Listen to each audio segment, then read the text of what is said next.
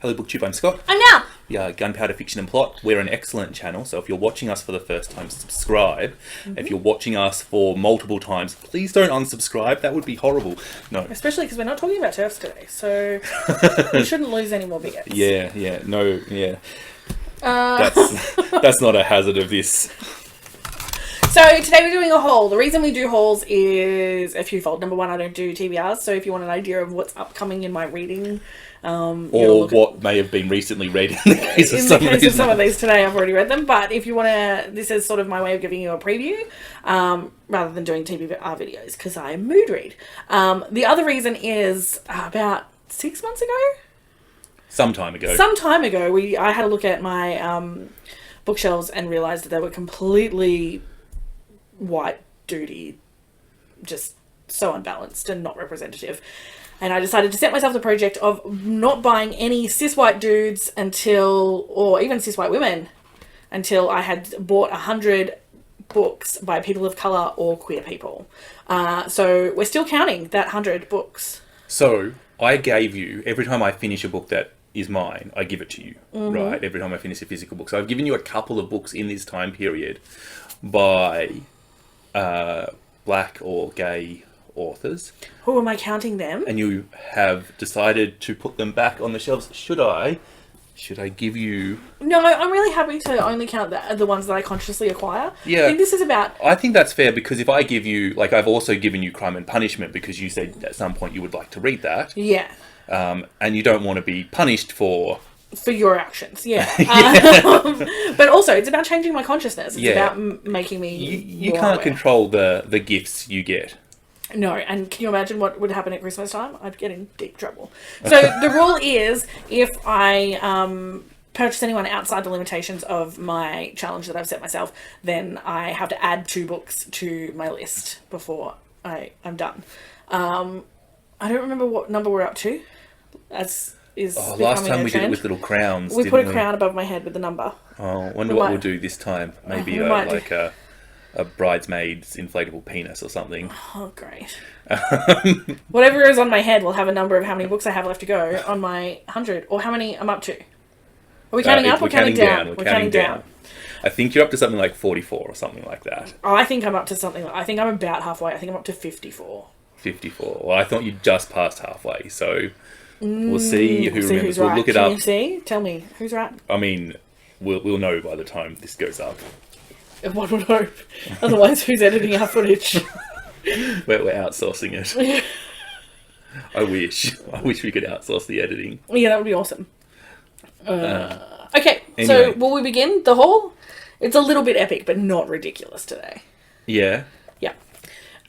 The Deep. I have already read and reviewed this one. It was awesome. Written by River Solomon, who is both a person of colour and a non-binary author. So, both categories. Do you get double points for both categories? No. But my photo at the end of it, where I do the bookshelf dividing, which I might do a progress report soon, I think, will look way more awesome if I double tap. Yeah. So this is about mer people whose civilization started when slave ships floating across the ocean discovered some of their slaves were pregnant and threw them overboard. The babies of the slave mamas were metamorphized by the ocean into being able to breathe underwater and became a new civilization. So it's an Afrofuturist novel, and it's about intergenerational trauma, really, and it was a lovely read. And we'll link to my review below for more info. So that's one. Every Heart a Doorway, which I included in the October wrap because I read this basically the instant it landed here. It's the first in the Wayward Children series, I think it's called, by Seanan Maguire, who is on... they are non-binary. Upright Women Wanted is another one that I've already read. This is about librarians in the Wild Wild West and lesbians. That sounds ridiculous and fun. It's really good. I'm pretty sure it's a YA sort of... You read it, is it YA? I mean, I don't know how to... It was an easy read. So, and thoroughly enjoyable. Was the protagonist young? Yes. This is probably YA. Yeah, I suspect it's classified as YA. By Sarah Gailey, who is a queer author.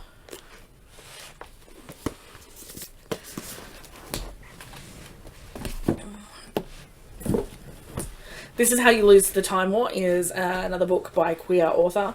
I'm in the middle of this right now. This is an epistolary novel, which I didn't realise.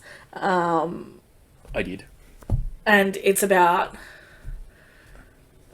two time-travelling opponents in the war and their letters to each other. And it's super interesting so far. It's written by two different authors? Yeah, each character is written by... the letters are written by a different author, which I didn't realise until like 3 pages ago.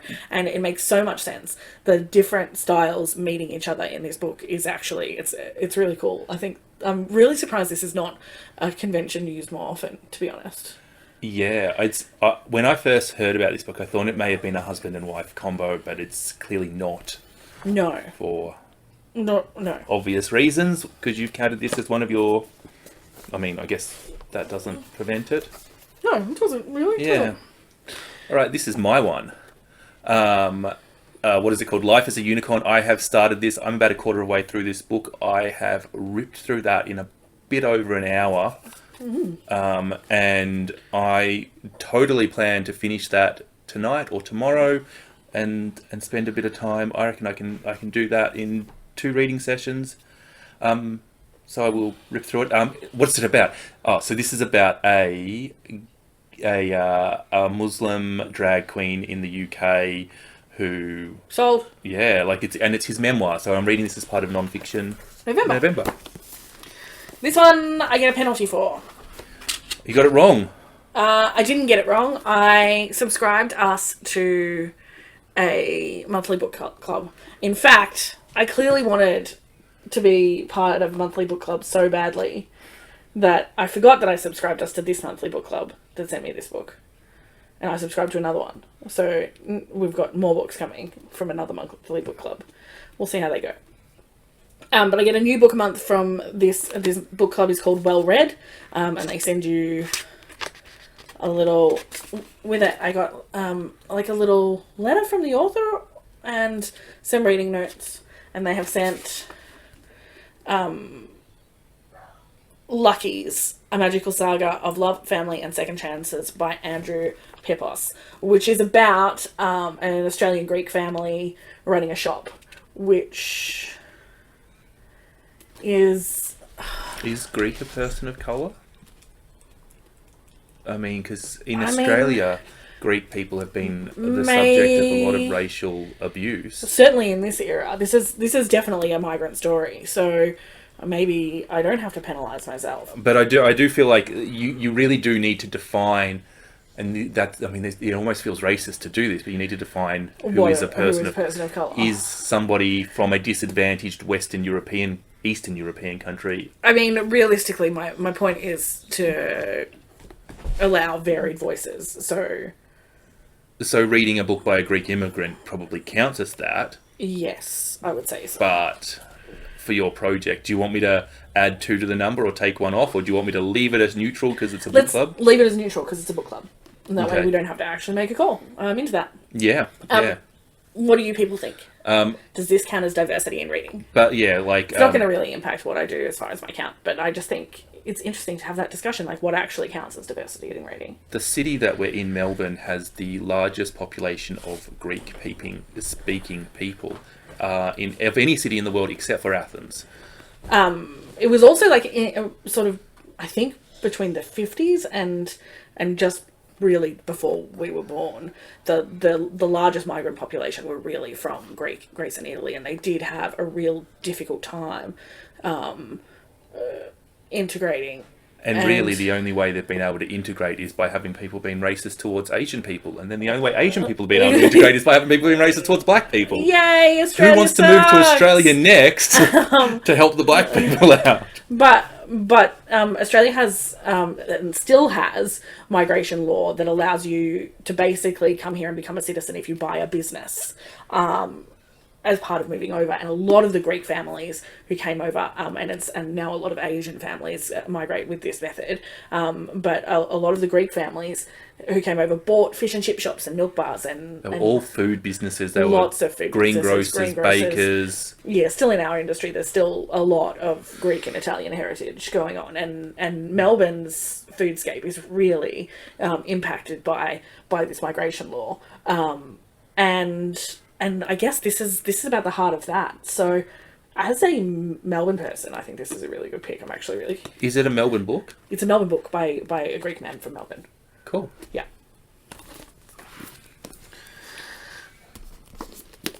Tell us about it now. It's by Graham Norton, the talk show host, Who? and he's queer and hilarious. So I bought it. I literally don't know what it's about. Oh my God, there's a picture of him on the back, and he has his beard, but it's trimmed. It's not ridiculous. No. No one can see that. You'll have to I'm trying not to spill the books. No, you just can't see. You'll have to stick it Yeah. over the top. So I literally have no idea what that is about. I bought it on the basis of the fact that I know the author is a funny human being, and I'm hoping that translates in the writing. To a funny book. Yep. Next one. I got Giovanni's Room. This is by James Baldwin, who is both coloured and queer. It's a classic. I actually bought this because I want to read Swimming in the Dark. Swimming in the Dark, and my husband has said that my experience of that book will be greatly improved if I've read this first. So Not just yours. I think anybody who reads Swimming in the Dark should read. Giovanni's Room. And I hadn't, and I really feel like I missed out because of it. Yeah, so that's the reason I bought this book, is so that I can read that book. So I'm going to read this book, and then I'm going to read that book. Yeah. And this one's relatively short too. It's tiny. Oh, the text is tiny, but it's only 100 and something pages. 150 pages. I don't remember what this is or who this is. Really? Yeah. That's a problem. How are you It's going got to review a that? beautiful cover. If I was the person who bought by cover, that would be the reason I bought this. But literally can't remember who this is. I can't remember whether they're a person of colour or a queer person. We might have to Google it to see whether I lose a point, but I don't think I picked a book where I lose a point. And I'm just going to read you the back because I don't remember. Wild Beauty by Anna Marie McLemore. Vanilla Century, the Nomiolvides, some word I can't say. Women have tended the grounds of La Pradera, the lush estate gardens that enchant guests from around the world. They've also hidden a tragic legacy. If they fall in love too deeply, their lovers vanish. But then, after generations of vanishings, a strange boy appears in the gardens. A boy neither Estrella, that word I can't say, girl who finds him, nor her family know anything about. The grandmothers treat him like a lost son. The mothers hope he's a sign that their vanished loves might reappear. Estrella's cousins worry his presence is a warning that none of them yet understands. But however much the boy is an enigma to them, he's even more of a mystery to himself. All he knows about who he is or where he comes from is the first 3 letters of his name. She is, I've just Googled while you're looking for, she's queer, and she is a Latina. Oh. She's Mexican-American queer, author of YA magical realism. So that's what that is. So not a combination, I don't know. Oh! The House of Impossible Beauties by Joseph Casara, I believe, is about drag. No, well, it's about the ball scene. So 10s across the board. yes. When Angel falls in love with him, the two decide to set up the House of Extravaganza, the first ever all-Latino house on the ball circuit. Oh, it's about the House of Extravaganza. So, super keen on this. So is this like Pose, then? I'm not sure how fact or fiction-y it is, but I'm definitely interested in the subject matter. We consume a lot of mainstream drag television stuff. Yeah. And a bit of the YouTube extraneous to that. If we went out in public, we'd probably see drag shows. I mean, if we could be bothered to drive into the CBD. Leave the house and drive. Yeah. Yeah. So it's not super surprising that when I see a book about drag, that I want that. Yeah. My next Octavia Butler book, Fledgling. That's... Ange with an E just finished that She recently. did. I bought it the day she finished it. Oh, really?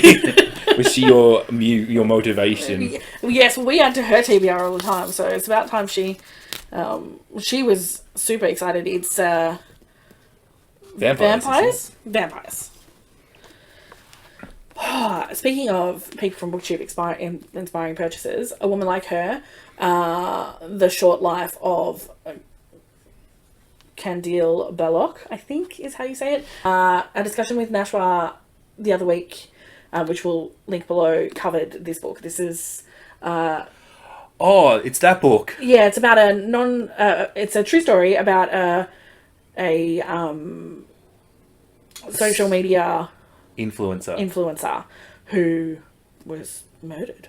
And by her family. Yeah. As an honour killing. And it's got a different name in the US. Yes.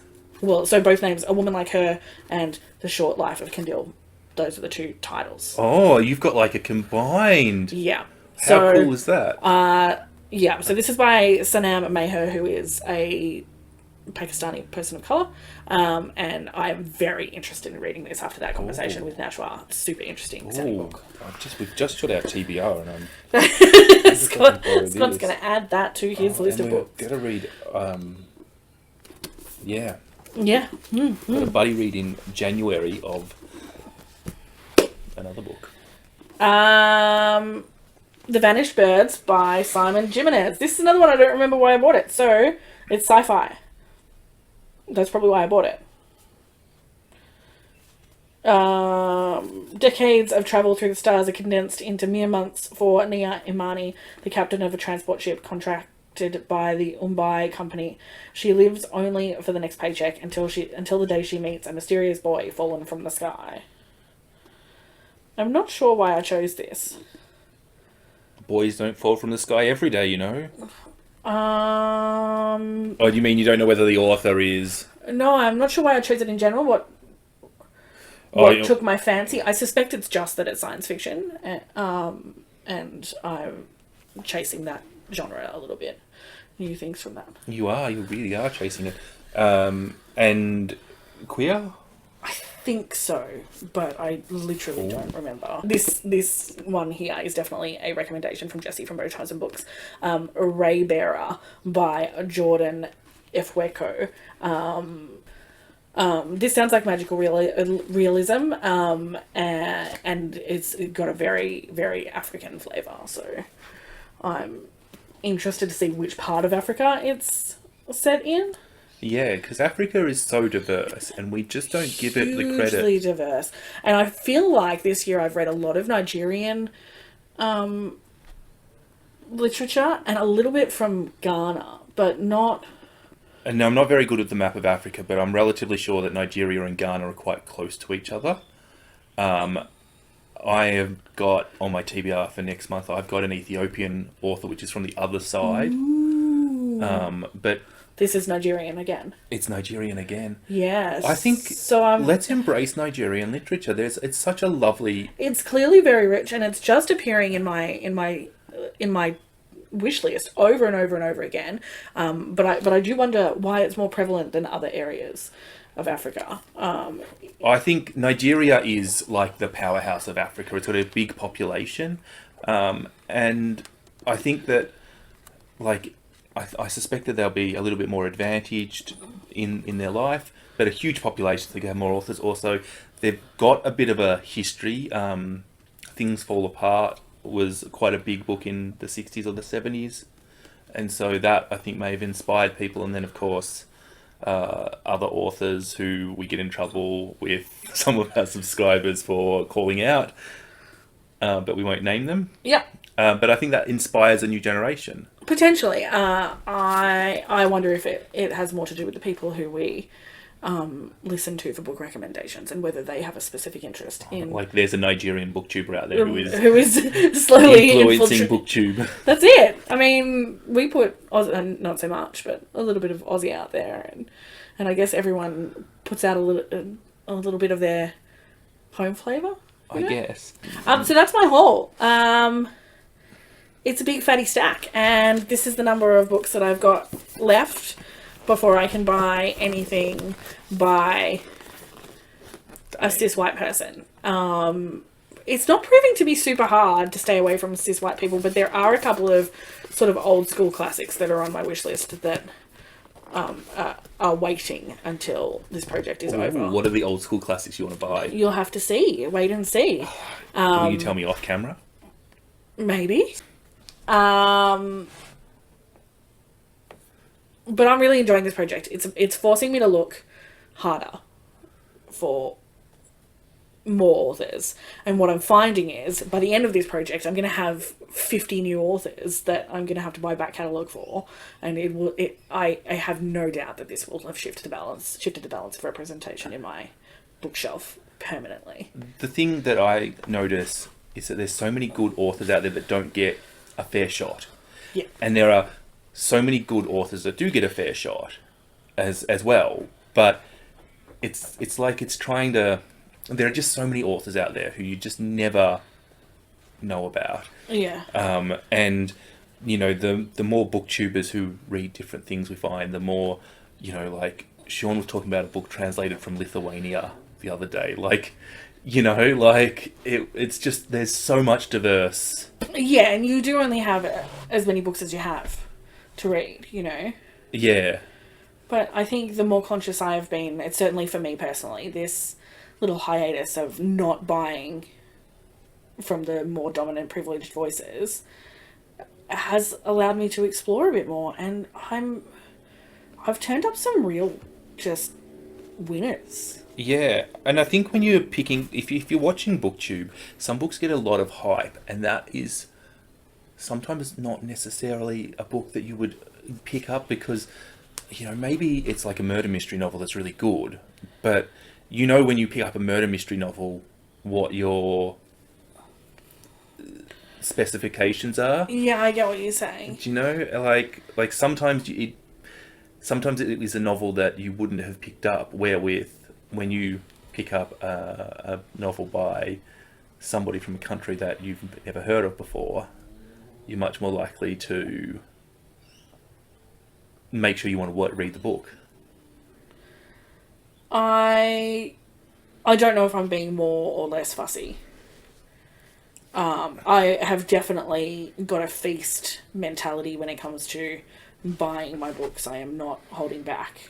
Yeah. I'm lucky enough that I can spend a little bit of money on books. Well, and the other thing that will happen with you doing this is, for example, earlier this year I read a Marlon James book. I love Marlon James. Now I'm going to read everything Marlon James writes. You were going to have your own Marlon Jameses, like Octavia Butler. Yeah, I have already found a couple of authors that I will most definitely be reading forever until I run out of books from them. I often feel like when people from disadvantaged cultures get published, they have a higher bar they have to get published, so it automatically makes the books better. So it's like we're using racism to make sure our books are better. Yeah, like, do you know what I mean? We're finding an advantage in racism. I mean, we were white people, so all the advantages of racism come to us whether we want it or whether yeah. I'm excited about all of these books. I would be interested if you have read any of them. What did you think? Tell me about the good bits, the bad bits, the ugly bits, and what should I read next? Yeah. Knowing that whatever you say doesn't matter. I'm going to read what I feel like reading. They might put you in the mood for Giovanni's Room, for example. They might. Yeah. Okay. All right. Bye. Bye. You have to press the stop. I've lost the mouse. You've lost the mouse.